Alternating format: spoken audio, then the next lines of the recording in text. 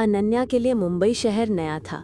वो अपने काम के सिलसिले में मुंबई के एक पुराने अपार्टमेंट में रहने आई थी, फ्लैट नंबर 904, जो कि 9वीं मंजिल पर था। जैसे ही उसने उस बिल्डिंग में कदम रखा, उसे एक अजीब सा डर और गहरा अकेलापन महसूस हुआ। हवा में एक अजीब सी खामोशी थी जो उसके दिल में एक अनजानी बेचैनी पैदा कर रही थी। शुरुआत की रातें मुश्किल थीं। उसके बगल वाले फ्लैट 903 से हर रात खटखटाहट और फुसफुसाहट की धीमी लेकिन लगातार आवाज़ें आती थीं। कभी लगता था जैसे कोई धीरे धीरे चल रहा है, कभी जैसे कोई फुसफुसा रहा है, और कभी कभी तो किसी के रोने की दबी हुई आवाज़ भी सुनाई देती थी। अनन्या ने कई बार दरवाजे पर कान लगाकर सुनने की कोशिश की, लेकिन आवाज़ें इतनी धीमी थी कि वो कभी ठीक से समझ नहीं पाई। एक दोपहर जब अनन्या अपनी बालकनी में खड़ी थी तो 903 का दरवाज़ा खुला और एक अधेड़ उम्र की महिला बाहर निकली।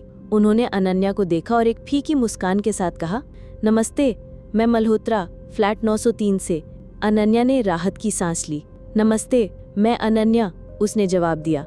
मल्होत्रा आंटी ने उसे अपने फ्लैट पर चाय पर बुलाया। अंदर का माहौल अजीब था। फ्लैट में पुरानी चीजें बिखरी पड़ी थीं और हवा में एक अजीब सीलन और पुरानी यादों की गंध थी। चाय पीते हुए मल्होत्रा आंटी ने कहा, तुम 904 में रहती हो? उस फ्लैट में पहले भी एक लड़की रहती थी, बिल्कुल तुम्हारी उम्र की, वो भी अकेली थी। अनन्या ने पूछा, क्या हुआ उसे? मल्होत्रा आंटी ने एक लंबी सांस ली। वो एक दिन अचानक गायब हो गई, किसी को पता नहीं चला कि कहाँ गई। अनन्या के मन में एक सिहरन दौड़ गई। धीरे धीरे 903 से आने वाली आवाजें और भी डरावनी लगने लगी। कभी कभी तो अनन्या को लगता था जैसे कोई उसका नाम फुसफुसा रहा है।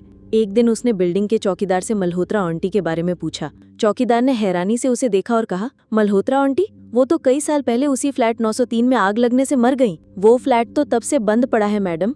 ये सुनकर अनन्या के पैरों तले जमीन खिसक गई। उसका शरीर कांपने लगा। अगर मल्होत्रा आंटी मर चुकी हैं, तो वो कौन थी जिससे वो मिली थी? और 903 से आने वाली आवाजें किसकी थीं?